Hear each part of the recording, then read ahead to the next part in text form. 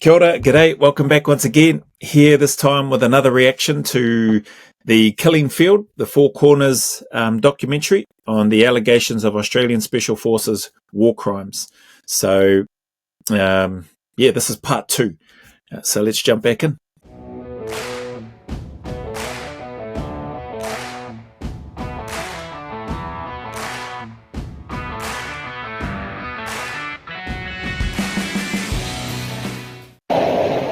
Kick the shit out of that cunt. Shut the fuck up. Shut up! Over time, Braden Chapman became disillusioned with the war and what the Special Forces were doing. We try and say that we're there to help and the Taliban are bad, but if we go in and we start destroying infrastructure or destroying their private vehicles and burning down their homes, it doesn't really send the right message. We're in fucking Mogadishu. Fucking smoke. And as soon as they leave, they're not going to help us anymore. They're just going to run straight back to the Taliban, who usually are not doing that. Braden Chapman says the information the SAS relied on to capture or kill their targets was often vague.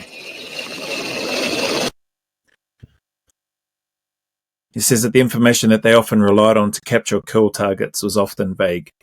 That doesn't sound like that's a Special Forces issue. And I've shared on other reactions, maybe not this one, but I've shared on other reactions. I think the UK SF war crimes one that's bubbled up fairly recently. I think I've done some reactions on that, and I'm pretty sure I spoke about it there. Like, they're acting on the intelligence and the information that they've been provided, the pack that's been put together, that's been presented. They've taken on board that information and they've gone out to go and execute that intelligence that they've received.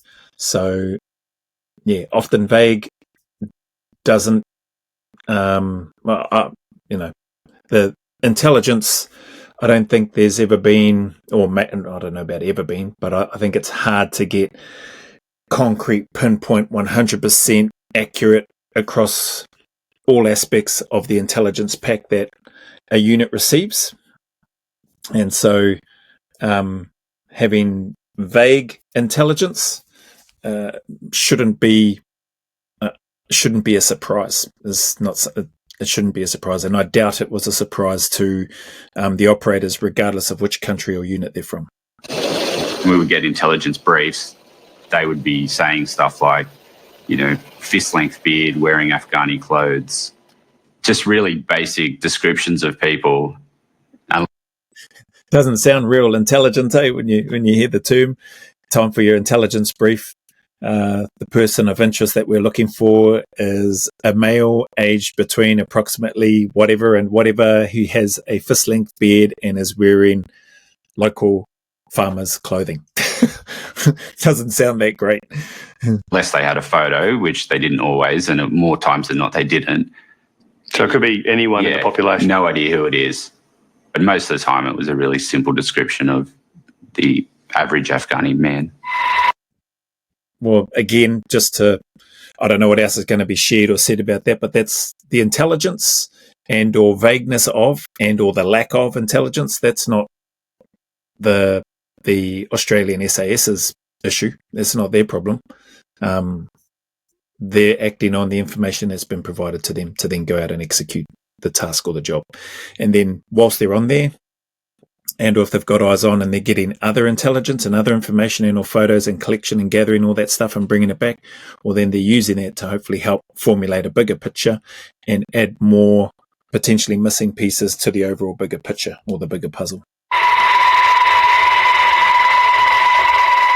By the end of 3 Squadron's 4-month deployment in 2012, more targets had been killed or captured than on any previous Australian Special Forces rotation in Afghanistan. We're pretty much out every day for 4 months straight. Media seems to make a quite a big deal about that. They did that on the UK SF war crimes as well, saying that, it shows that they were already keeping a tally. It had something like 400 and something detained and 19 killed. That's, like somebody rightly put in the comments, that's an awesome amount of restraint shown if they're supposedly murderers that are just going in there killing men, young children who are handcuffed or cable tied and executing them. 430 something detained versus 19 KIA. If there was, probably maybe concerns, possibly alarm bells maybe going off if those numbers were flipped the other way around. But it's not, 19 out of 434 detained, alive, captured, restrained. Here they're talking about, they haven't given numbers yet, but they've said 3 squadron on their rotation. Sounded like more people had been killed during that operation than any other rotations. Hey, maybe a bit of a reality check. Not every rotation is going to be the same. I don't care what unit you're with or where you're from. Some some rotations may be hectic and busy. Other rotations may be quiet. That could be due to any number of things. It could be due to the climate and the weather at the time. When the snow's out and it's bloody freezing cold, maybe the enemy doesn't want to come out of the mountains and fight as much as maybe when the weather is warmer. I don't know. I'm speculating here. But there could be any number of reasons why a particular squadron and or rotation has either seen more action during that time or encountered more enemy, and or, as it's mentioned here, is possibly ended up resulting in more KIAs during those rotations. It's the same as if you got different rotations going in, and you have a massive amount of friendly forces, coalition forces that lose their lives in a particular rotation versus other rotations, right? Could be any number of things. Could be the operational tempo was just a heck of a lot higher. They haven't spoken about that. Maybe 3 squadrons operational tempo, day in, day out, night in, night out, was just super high or above average or above what it was on the other rotations. That might sound like you're just I'm trying to justify it or trying to defend them.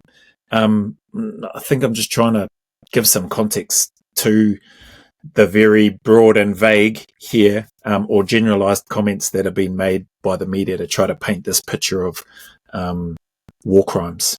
Anyway, that's my take anyway. And yes, 100%, I have got bias towards SASR. I think they're an incredible unit, and I was privileged to serve there. So I do have that bias, but I've also mentioned that in a whole bunch of other reactions and stuff that I've done. I don't try to hide that.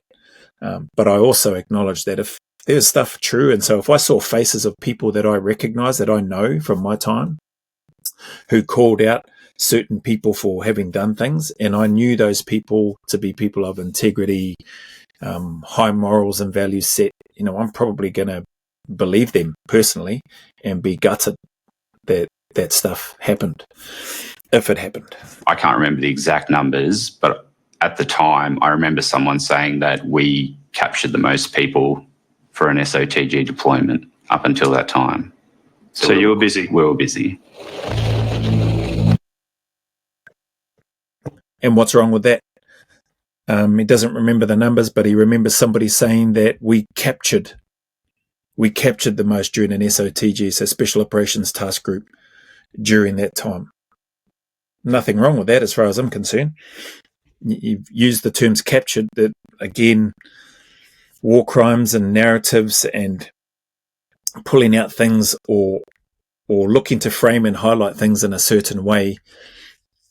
Man, it's pretty sad. Your own country's media looking to supposedly let the people know the truth, but framing things also ever so subtly in a way that causes or casts a negative shadow over your unit that is there to protect that men there that would fight and die with everything that they have to protect the people of Australia, of that country. And in this case, going over prepared to lay it all on the line and risk it all to try to, remove this insurgency and the terrorism and stuff that's been around. Crazy that that's how they're treated and how they're framed by their own media, or how they're portrayed. by their own media. When I say framed, I don't mean framed as in the media is framing them. I mean just the framing of the narrative, of the communication, of the storylines, for want of a better term.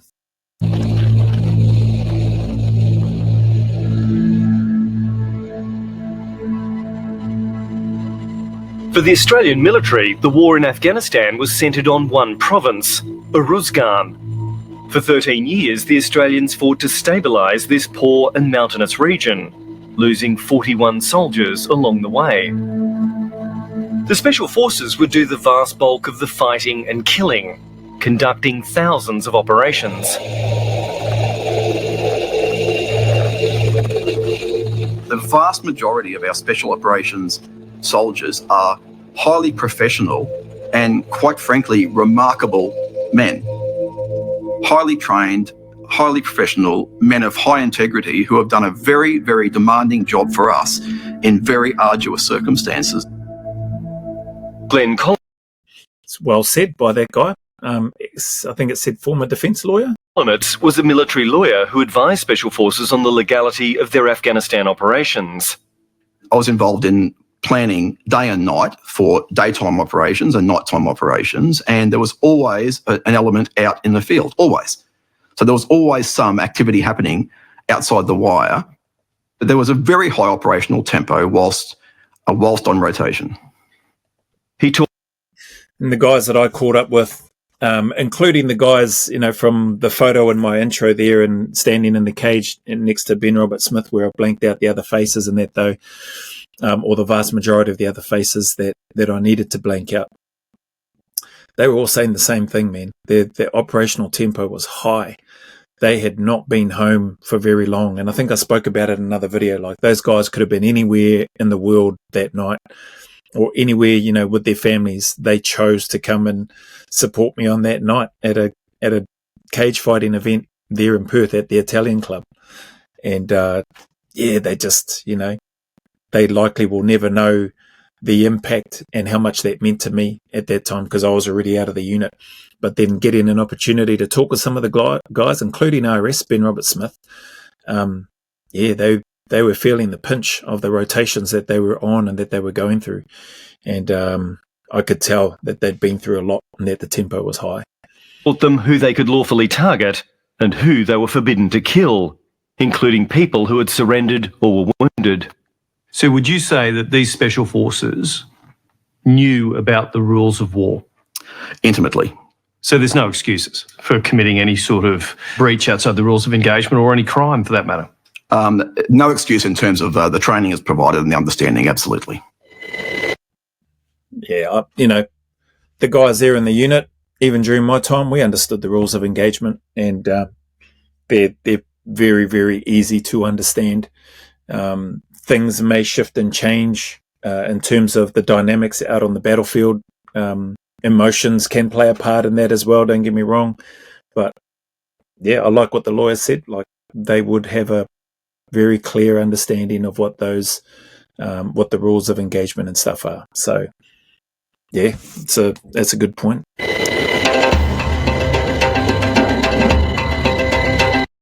I'm assuming on the back of that, that's probably where they're going to cut to the piece that's made all the media, whereby I think it may be the Oliver Schultz guy who shoots what appears to be, or a person who appears to be unarmed and a non-combatant, and likely was unarmed at that time of the shooting. So I'm guessing that was the prelude to that piece of footage, which they're maybe going to show now. I don't know.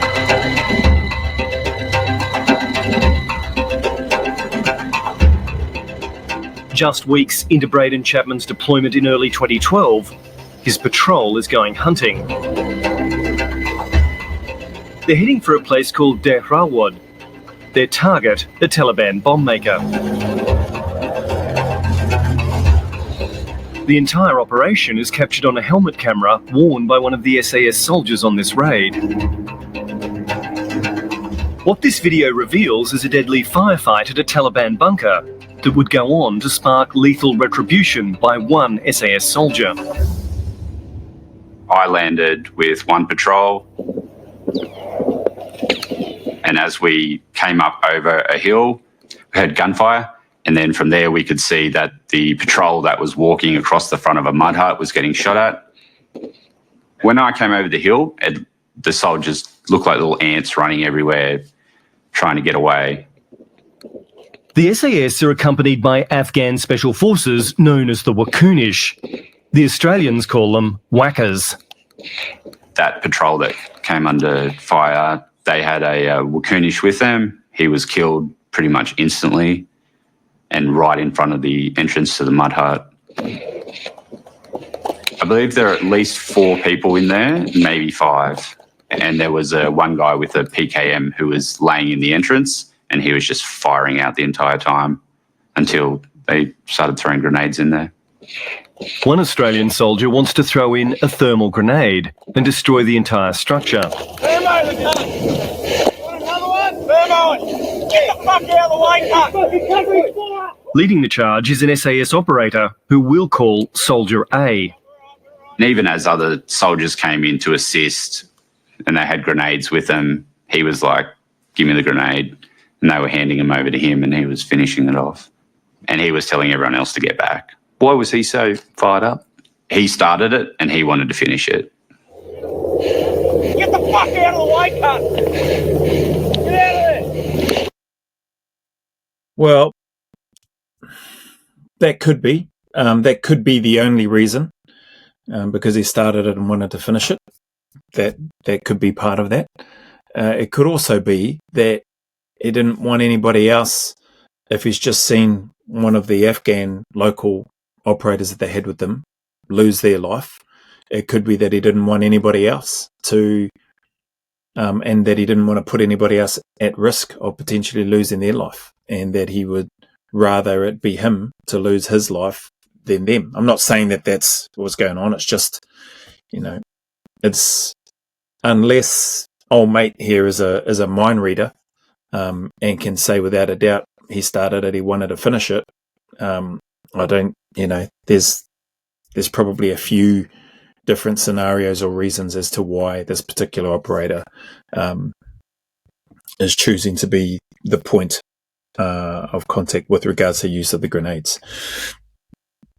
Smaller signature, you're not having so many people going in there. Seems like he's probably already got an awareness or an understanding of where the potential PKM firer or enemy within that stronghold are, and he's had some success in terms of lobbing grenades in there up until that point. So why not let the person with the ground knowledge and or the understanding of that layout and makeup as much as they can continue to be the person to lob the grenades in there as an example. The language and the communication, that's just how some of the operators talk, or a vast majority of the operators talk, and in the heat of battle that may be how many choose to communicate. But that doesn't have any bearing on it. So again, I'm just trying to mention that there's potentially a number of reasons or scenarios why that person was the person who deemed themselves the one responsible for lobbing the grenades in there. I don't know. I'm not sure what his mindset is, but it seems almost like a bloodlust once you get to that stage. One soldier wants to get an attack helicopter to send a Hellfire missile into the bunker. Oh, we can pull back and Hellfire. Soldier A then begins firing through a hole into the bunker.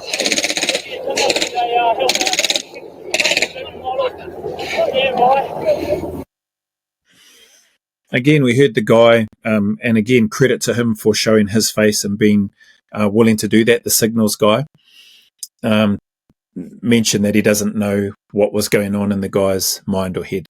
And the reality is none of us do. It could have been some of those scenarios or situations that I mentioned or reasons. It could be the reasons that this eyewitness is talking about. Sending a hellfire into it.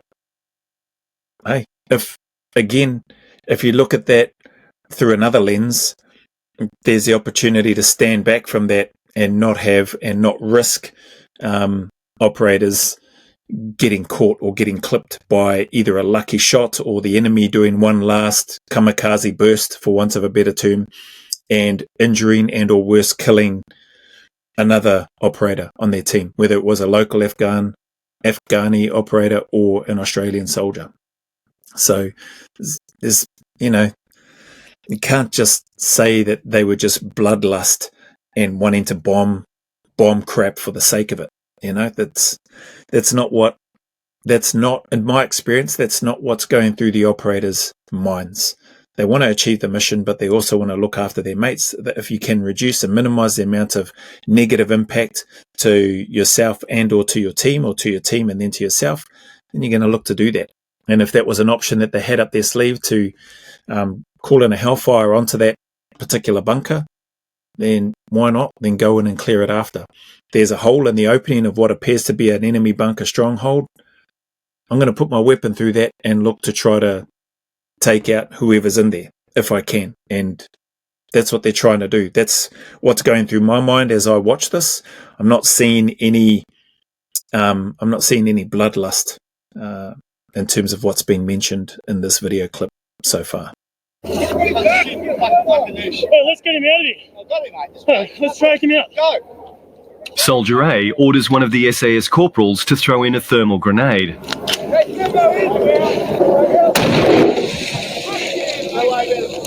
Once he got his thermo grenade in, it completely collapsed the mud hut. And from there, he just kept spraying.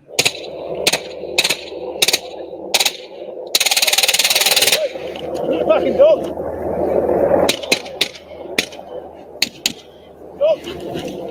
They were no longer firing once the thermo grenade went off. Those things turn your insides to jelly. Dusty, here. The battle over, the SAS medic Dusty can finally get to the Afghan Wakunish soldier who's been shot at the front of the bunker. Hey, he's fucking dead. So I saw that the person or the body lying there, the Wakunish soldier that they've spoken about. The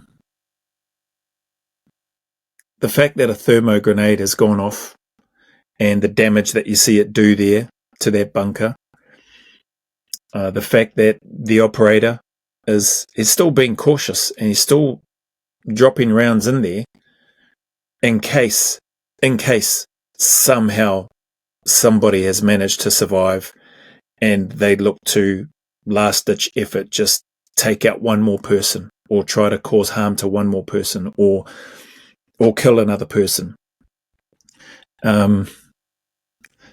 To frame that as being something wrong in terms of dropping in more rounds into that position, into that bunker after the thermo grenade's gone off, I don't know. I think that's just a matter of perspective. Like, you want to make sure that it's clear.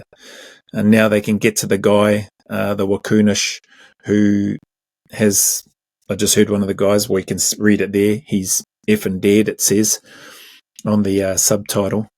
They would have been wanting to try to get to him and they didn't feel that it was safe enough to be able to get to him with the bunker the way it was. I mean, if he got shot and dropped there and that's where he's landed,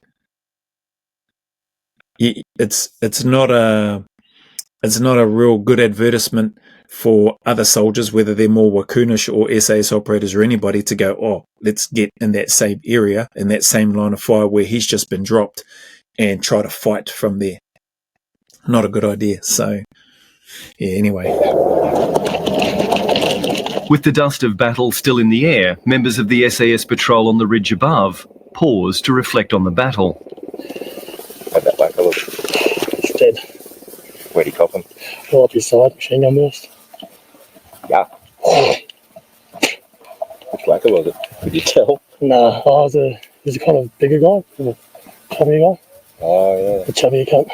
The conversation then switches to Soldier A, who led the assault on the bunker. I mean, grabbing that audio, that doesn't sound great. There was a little bit of a smirk or a giggle or a chuckle or whatever in there. But again, I don't think personally, like people that haven't been in context or that don't know what that is like from the outside looking in, and I think even people with a military background that may not have been in a situation like that don't necessarily understand that. I don't think it's that they're talking in a way to try to be disrespectful to the person that has just lost their life. That's my honest take anyway. I don't think they are. I'm just trying to think of examples whereby you or I or we or people that we know might have seen something not that great, but spoken about it and even had a bit of a smile or a chuckle or a giggle about aspects, but then at the same time caught ourselves later and gone, actually, no, that's, it's not funny. That's not what I mean. But you know what I mean? It happens. I don't know if that makes sense, but I know what I'm trying to say or what I'm thinking of in my head, but I'm probably not articulating it as well as what I can or could. But I don't think those guys, even when they're using the term chubbier guy or bigger guy, whatever, I don't think they're trying to be disrespectful with it. It's trying to get a bit of an understanding. Who was it? Do you know which one it was? Where did they get hit?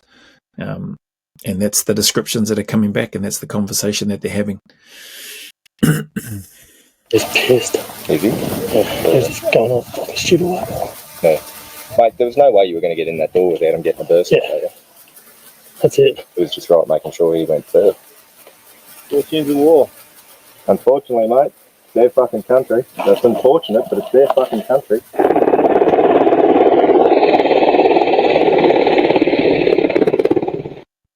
Just looking at that, like you look at that setup position, doesn't look like much could have been easy unless you're down on the ground to walk straight past that, and obviously it just doesn't look like anything. And so the fact that there were a few enemy combatants, or it was said that there's possibly 4 or 5, I think, by the signal guy that's showing his face that's speaking about the war crimes aspect of this documentary.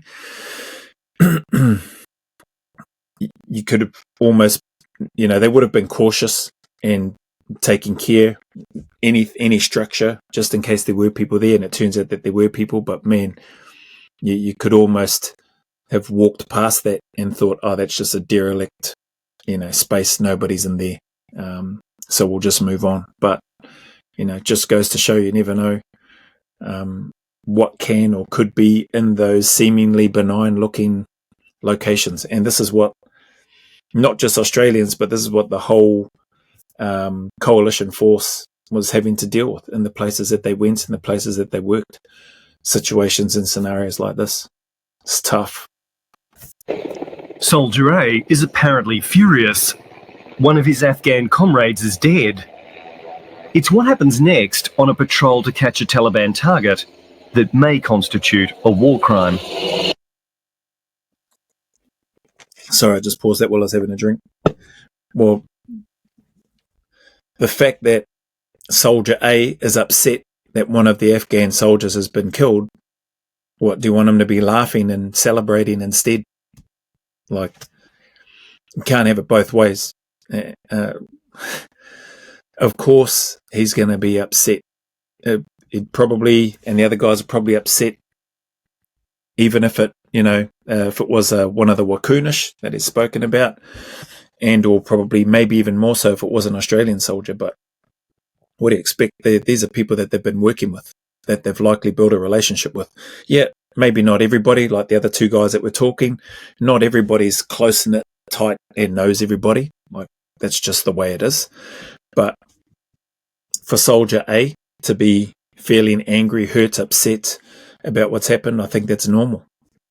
I don't think it's worth marking him down for it, if that makes sense, or making it out like that's wrong, that he shouldn't be upset or that upset about it. So after we lost that whacker, it was a few days later, we went on another mission. I was with that soldier. It was his target. We went in. I confirmed that this Afghani national was the target. I was going through the rest of his equipment just to see what else he had. And then that soldier with a Wakunish, they marched that Afghani national who was, I confirmed he was the target. They marched him about 50 metres away or so. Then the soldier ordered the prisoner to kneel back on the ground. He then motioned for the Wakunish soldier to to shoot him. The soldier kind of looked at him confused, asking, wondering what he's telling him to do. And then he did it again, and then he understood what was happening. And then the soldier ordered the Wakunish to execute him. And so he just quick burst straight into his chest area. And killed the man. Killed the man. And the man was handcuffed, plastic cuffed. He was still plastic cuffed at that stage. And you witnessed this. You could physically see this. I could, yeah. And what does the Australian SAS operative say after this? He said, I had to give him a win. What did he mean by that? Because they just lost one of their members, give them a win, let them have something. What are you thinking? At the time, I was just like, okay, we're executing people now. Wow. Massive respect to this guy for, speaking to, here's somebody that has the courage to speak about what he witnessed and saw firsthand.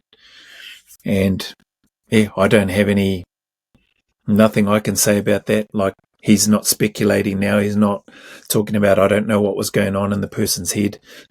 He's recalling events that he witnessed with his own two eyes and heard with his own two ears.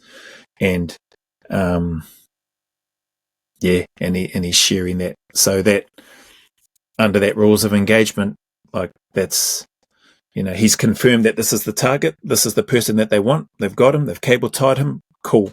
Like, they've got this guy. I don't know what the other information was, whether it was dead or alive, but if the person has been cable tied and captured, and you've got him, then take him back and get further information out of him if you can, if you have to. Yeah, geez. Nothing I can say to that, eh? Like, this guy was there, he saw it, he heard it, he felt it, he smelt it. All of that sort of stuff is based on what his experience and what he saw. So there's nothing from me to try to deny what he is claiming has happened there. So yeah, that would be one. You'd want to grab the other Wakunish soldier, who sounds like followed the orders that were given to him by this Australian SAS operator. Tough, man. But yeah, hey, I'm going to pause this one here because that's a little over 30 minutes right now, and I think it's a good place to pause it. And yeah, appreciate your time and stopping by here and being here, listening to me ramble on, and giving my 2 cents. I don't have anything to try to counter that. I'm not going to try to justify it. I can't justify that with regards to what this eyewitness has just described. So that's tough. And yeah, that's based on that, and this guy having the courage to put his face out there and talk to these things based on what he's witnessed and seen. Based on that, okay, not surprising that there's potential war crime allegations afoot here with regards to what's happening. Doesn't paint a very good light for the regiment. But again, probably the only thing that I would mention is that you can't, and or any sane person shouldn't be judging the Australian Special Air Service Regiment based on a handful of people with regards to actions or decisions that they may or may not have done. So anyway, appreciate you. As always, the message is the same. Anybody going through any dark times, challenges, difficulties, man, all I can do is encourage you to keep turning up, keep staying in the fight, put one foot in front of the other, and take one day at a time. Excuse me, know that things can do and will get better. You just have to be patient and grind it out. I know it sucks. I know it's lonely. I know it's miserable at times. But man, things do get better, I promise you. Especially if you want them to get better. They can do and they will. So, as always, go always a little further. Remember, who dares wins and who cares wins. And until the next video, there's a big mana wave coming from me to you, filled with my aroha, respect, appreciation and gratitude for you all.